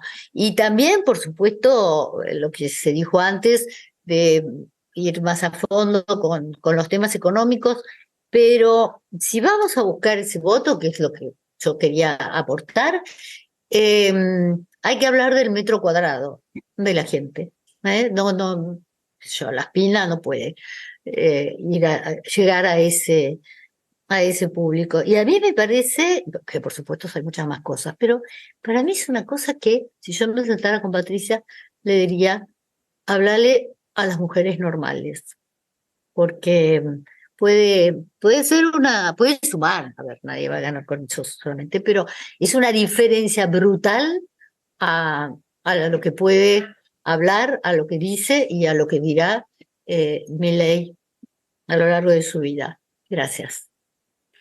Bien, bien, Teresita. Jorge, lo de antes no fue al revés, un elogio. Elsa Kreisman pidió la palabra. Adelante, Elsa, abrí el micrófono.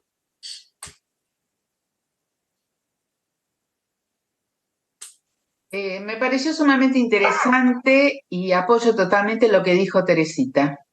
Realmente, y de pronto me di cuenta, la imagen que transmite Patricia, salvo esa vez que apareció con una chaqueta blanca, ella se viste y tiene una expresión en la cara tan dura, que yo creo que genera un poco de rechazo.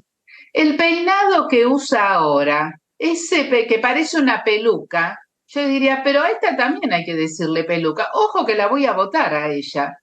Pero a mí me parece que lo que dijo Teresita apunta a que, me parece que es cierto lo que dice Teresita, tendría que apuntar también a las mujeres, pero tiene que cambiar su aspecto. Porque ella dijo en algún reportaje que su modelo de política era Angela Merkel. Yo diría, ¿por qué no te pareces más a Golda Meir? Con eso vas a tener más votos y más apoyo. Porque era una abuela cariñosa, afectiva, y no le faltaban ovarios. Bueno, eso nomás quería decir, discúlpenme. No nos quería los sefaradíes, eso es todo eso. Ese era el defecto que tenía. Gracias, Elsa. Ricardo Mazorín, Graciela, a ver, si Ricardo permite, dale, Graciela. Sí. Vete un bocadillo. Abrí el micrófono, por favor. Ahí está. ¿Está abierto? Sí. Sí, dale.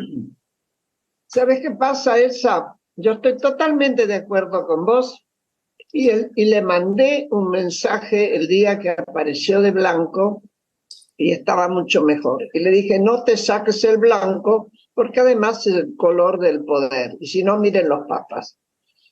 Pero hay una regla, que me corrija Carlos, pero en cualquier consejero de campaña es muy difícil cambiar a alguien en su temperamento. De ahí que la consigna "dicen que soy aburrido" estaba perfectamente encajado en De la Rúa, que era recontra aburrido. Si vos intentás que De la Rúa fuera pobre, se murió, fuera cómico, no hay caso, no te sale. Andá a decirle a Brieva que se parezca a De la Rúa. No hay caso. Es decir, no podés, tenés que trabajar con lo que tenés, porque tiene una edad en que se construyó su personalidad y no es una actriz que pueda cambiar. Perdonen que te desilusione, pero no es fácil cambiar el temperamento de la gente. Queda forzado. El blanco es el color del poder para los papas y para Graciela también, que se viste de blanco. Bueno, Ricardo Mazarín, adelante. Bueno, en la introducción, Carlos Gervasoni hizo al pasar una observación, más bien una puntualización, que es preocupante. Y es la idea de que las dos coaliciones que hasta ahora han disputado el poder, una de ellas, Juntos por el Cambio, pueda sufrir una mutación. El coqueteo de Macri con Milei, en parte es una deslealtad con su propio partido. Exactamente. Esto hay que marcarlo. Exactamente. Pone en riesgo la coalición, porque sobre este eje Milei ha estado trabajando. Cuando Milei dice Macri no pudo llevar a cambio su programa, no pudo efectivizar su programa de cambios por la obstrucción de radicales y la coalición cívica, está dando un mensaje que comparte Macri. Macri ha dicho en algunas entrevistas, no pude profundizar el cambio porque había obstrucciones internas. Se refería al Partido Radical y a la coalición cívica. Macri parece sentirse cómodo con Milei. De hecho, es uno de los que anticipó que Milei iba a hacer un papel importante en esta elección. Y no está claro si no quiere redefinir la coalición. No está claro. Tanto no está claro que dentro de la propia coalición hay dudas sobre el papel que quiere jugar Macri. De hecho, Patricia Bullrich le ha exigido a Macri, le ha pedido a Macri que firmemente diga que apoya a Patricia Bullrich. Macri no ha salido a hablar de eso mucho. Ha mandado a algunos emisarios a desmentir esta posible reconfiguración de la alianza. Este es un riesgo enorme. Me parece que hay que tenerlo en cuenta porque esto desestabilizaría el sistema muy fuertemente. Entonces, digo, habría que exigirle a Macri como líder de ese espacio una clara definición. Esto se lo tiene que exigir la propia coalición. Macri está jugando un papel peligrosísimo. Y esto lo percibe también Unión por la Patria, que se sentiría muy satisfecho si Macri rompiera la actual alianza y volcara sus preferencias hacia Milei, se volcara hacia Milei. Este es un tema que puntualizó Gervasoni en algún momento de su charla, no me acuerdo cuándo, pero es un tema que yo le prestaría muchísima atención. Es la primera vez que veo un líder de un partido que es desleal con su partido. Es más, felicitó a Milei por su triunfo en las PASO. Horroroso. Entonces esto implica nuevos riesgos políticos, que yo lo veo con mucha preocupación. El segundo tema es Milei. El modelo de Milei de presidente, el presidente que Milei ha elegido como el mejor presidente de la democracia, de la apertura democrática hasta acá, es Menem. Lo ha dicho claramente, Menem es su modelo. Posiblemente una de las presidencias más corruptas. Pero ese no es el problema de Milei, la corrupción de Menem. Sino que para él ese es el paradigma del cambio. ¿No? Ese es Menem. Si uno va hacia atrás en las reflexiones de Milei, puede encontrar a un Milei que defendía la convertibilidad como un régimen monetario superior a la dolarización. Decía él hace 6 meses, 7 meses, 8 meses atrás. Y acá hay una idea de un retorno a los 90 en la cabeza de Milei, agregándole un cambio de régimen monetario. Yo creo que Milei es un gran seductor que tiene una virtud que para mí es central, que es la capacidad de simplificar la complejidad de los problemas que esta sociedad confronta. Ha logrado unir un cambio de régimen monetario que llama la dolarización con la casta. Si ustedes leen el artículo de Ocampo hoy creo que en Clarín, si no me equivoco, Emilio Ocampo, uno de sus nuevos asesores, que promueve fuertemente, ha escrito un paper sobre la dolarización, dice que la dolarización tiene una virtud, que, que le pone un corset a la casta, que le impide a la casta usar el Banco Central como vía para financiar todo su delirio. O sea, la idea es que la dolarización es más que un régimen monetario. La dolarización es un régimen que disciplina a la casta, le impide hacer lo que vino haciendo hasta ahora, ocultando el hecho de que eso es una falacia. El régimen de convertibilidad era rígido y, sin embargo, Menem pudo financiar déficits fiscales recurriendo al endeudamiento externo. O sea, no hay... lo hizo. Después dejó la deuda que tuvo que refinanciar, renegociar el equipo de La Baña. Pero ha sido eficaz en conectar un cambio de régimen monetario con un disciplinamiento de la casta. Dice, con este cambio la casta no va a tener espacio para hacer lo que vino haciendo históricamente. Bueno, el gobierno de Menem muestra todo lo contrario. Hizo lo que la casta vino haciendo y que él denuncia. Fue un gobierno corrupto, hizo negociados de todo tipo y financió los déficits fiscales por la vía del endeudamiento, que después lo legó como problema a las administraciones de De la Rúa, la que vino después de la crisis del 2001. Pero esta simplificación ha sido virtuosa. La gente cree que eso es posible. Y además ha hecho otra cosa, que es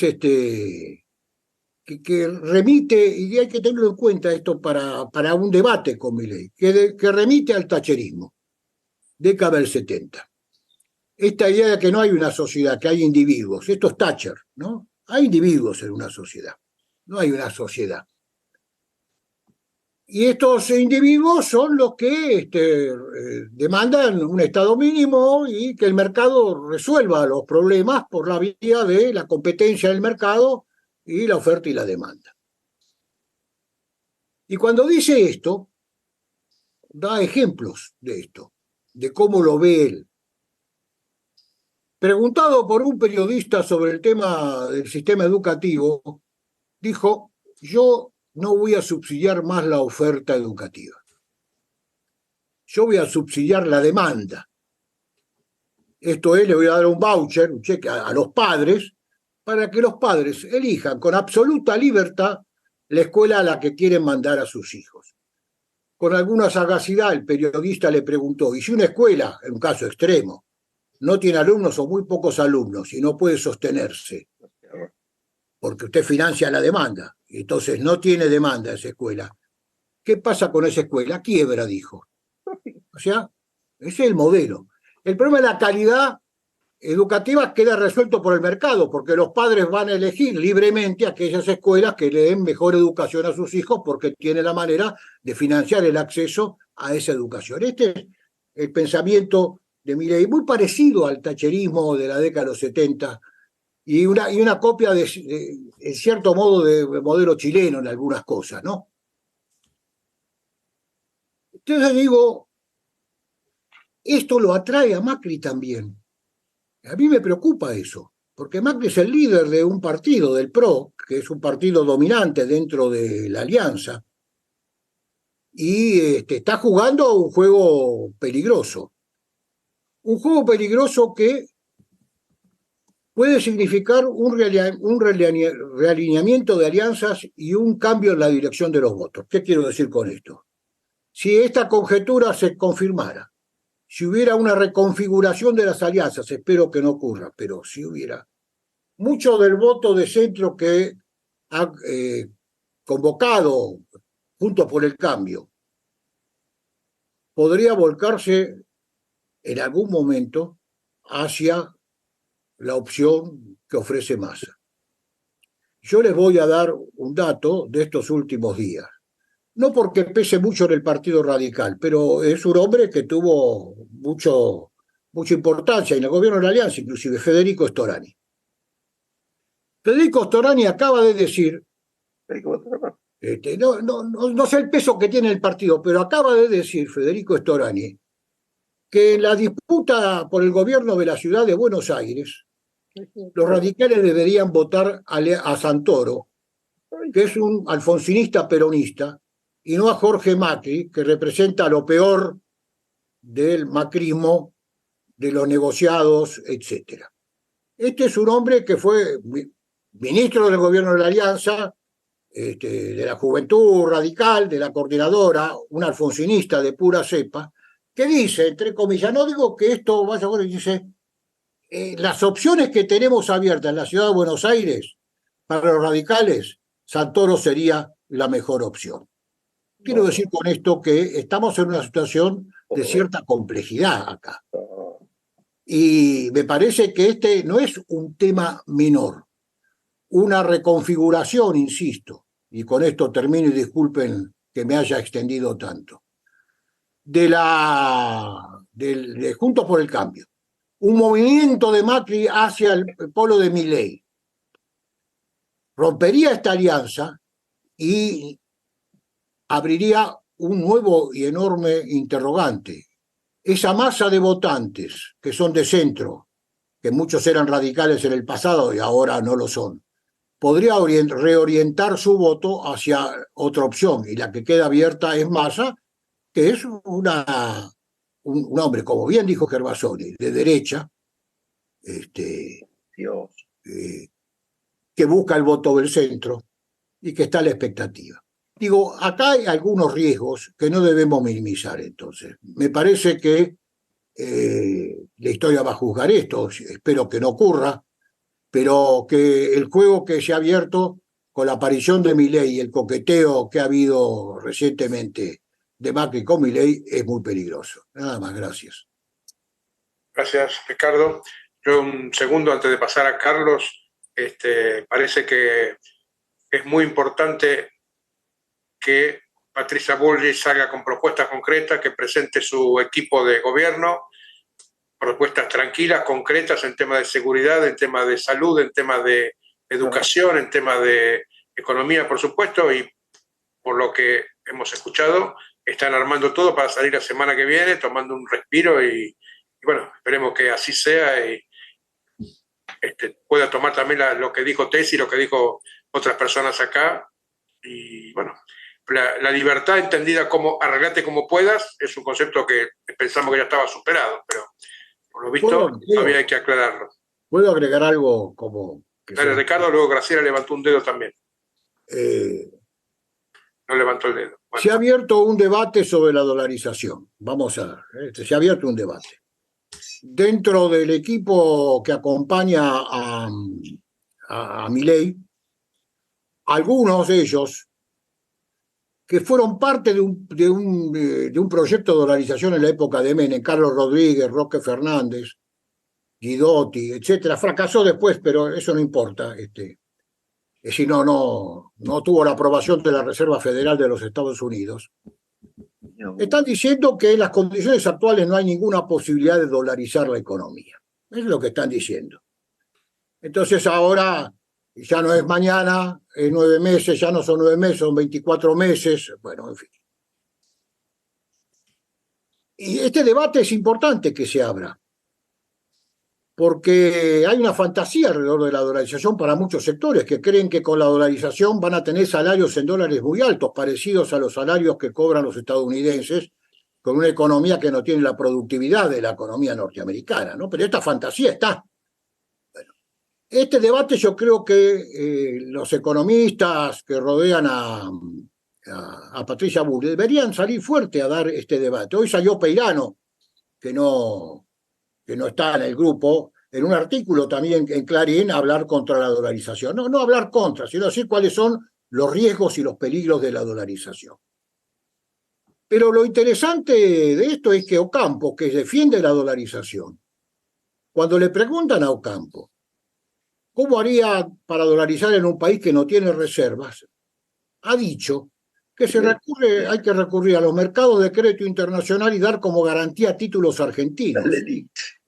Bueno, es decir, tomar nueva deuda, por la cifra que sea, en esos mercados, garantizándolo con títulos argentinos, que al otro día se derrumban sus precios, por otro lado, ¿no? Pero digo, acá hay unos riesgos enormes. Me parece que hay que empezar a dar este debate y demostrar que la dolarización y la idea de que la dolarización disciplina la casta esconde algunas falacias y que históricamente no está aprobado que eso ocurra. Me parece que hay que empezar a desnudar y hacer la propuesta, porque si hubiera una propuesta estabilizadora, ayer Werner en el programa de Pani habló de eso, dijo, no va a la dolarización, dijo, bueno, un plan de estabilización que tuviera no el tipo de cambio como ancla nominal, sino la disciplina fiscal como ancla nominal, podría ser exitosa y desacelerar la tasa de inflación a largo plazo. Si es premisa central para un programa de dolarización, primero lograr el equilibrio fiscal, digo, ¿para qué la dolarización? Si esta va a ser el ancla y es el núcleo del debate. Bueno, me parece que el equipo de Patricia Bullrich ha carecido, me parece a mí, o Patricia Bullrich, olfato en esto. Hay que presentar el equipo, el programa y salir al debate. Porque Milei está presentando sus futuros ministros, no el de Economía, pero sus futuros ministros. Entre ellos ha cooptado a Guillermo Franco para dar el Ministerio del Interior, ¿no? Bueno, con esto termino y discúlpenme la interrupción. Gracias. Bueno, siendo 20:58, Carlos, para un resumen, comentario final, adelante, abrí el micrófono.